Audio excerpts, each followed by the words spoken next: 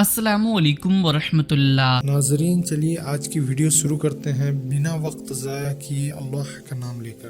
آ کر قسم میں کہتا ہوں چھوٹی قسم نہیں، ارے وارث کا ذکر ذکر محمد سے کم نہیں، وارث کا ذکر ذکر محمد سے کم نہیں، اور آؤ مرید تو کر لو ذرا پیر کا طواف، کہ آؤ مرید تو کر لو ذرا پیر کا طواف، آؤ مرید تو کر لو ذرا پیر کا طواف، کیوں؟ ارے سمجھو مقام پیر کا، سمجھو مقام پیر کا کعبہ سے کم نہیں۔ تو ناظرین دیکھا آپ نے کس طریقے کا ایک نعت خواں انتہائی گستاخانہ نعت پڑھ رہا ہے، اس میں وہ یہ کہہ رہا ہے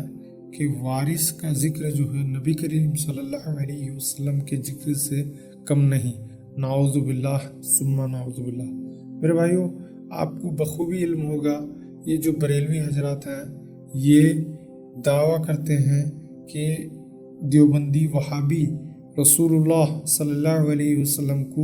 اپنے بڑے بھائی کے جیسا مانتے ہیں اور اپنے جیسا مانتے ہیں، نعوذ باللہ۔ میرے بھائیوں ایسا کسی کا بھی عقیدہ نہیں ہے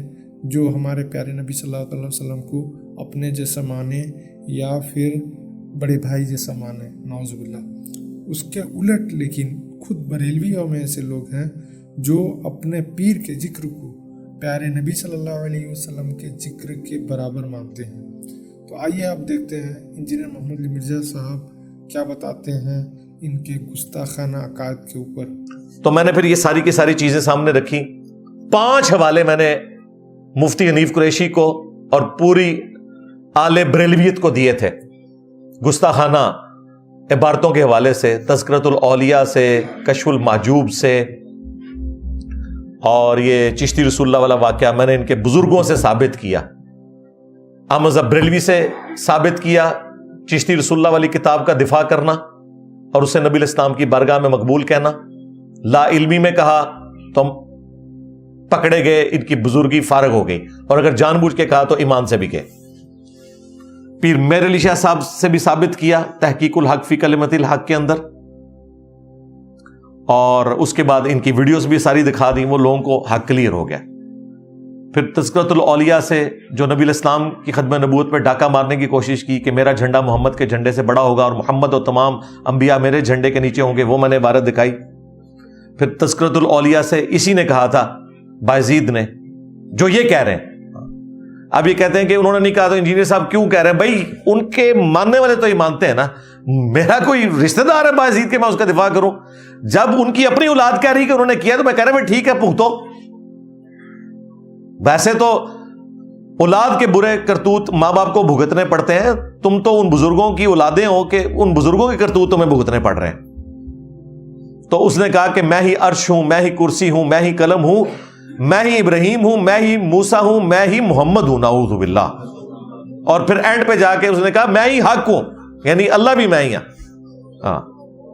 غلام احمد قادیانی دجال نے اس طرح کے سارے دعوے ڈھکے چھپے الفاظ میں کیے، صرف اس سے غلطی ہوگی کہ اس نے نبی کا لفظ یوز کیا ہے، لیکن بڑے ڈھکے چھپے الفاظ میں کہ میں نبی الاسلام کی ختم نبوت کا کام آگے لے کے چل رہا ہوں، خاتم النبیین نبی الاسلام ہی ہے، لیکن چونکہ ختم نبوت کی ذمہ داری اس امت کو شفٹ ہوئی ہے تو میں ایک امتی کی حیثیت سے ایک نبوت کا کام کر رہا ہوں، بس نبی اس نے لفظ بول دیا۔ ورنہ میں آپ کو بتاؤں یہ جو ڈائریکٹ کہنا کہ میں محمد ہوں، میں ہی عیسیٰ ہوں، میں ہی اللہ ہوں، نعوذ باللہ، یہ ان کے بزرگوں کی کارستانی ہے، وہ میں نے دکھایا۔ پھر کشف المحجوب سے نبی الاسلام کے اوپر جھوٹا سکینڈل باندھا، زید ابن حارثہ کی بیوی کے ساتھ ولیعوذ باللہ تعالیٰ، اور داؤد علیہ السلام